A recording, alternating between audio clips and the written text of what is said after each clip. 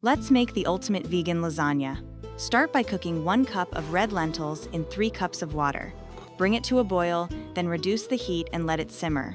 Drain and stir them into your favorite marinara sauce. While that's happening, boil lasagna noodles until al dente, and keep them in cold water so they don't stick.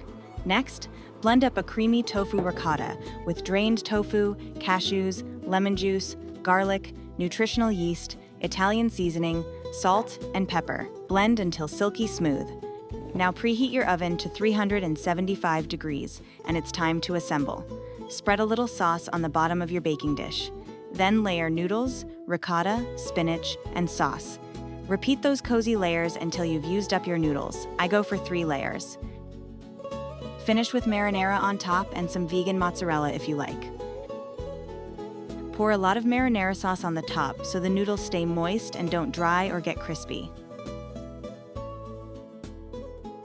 Cover with foil and bake for about 30 minutes.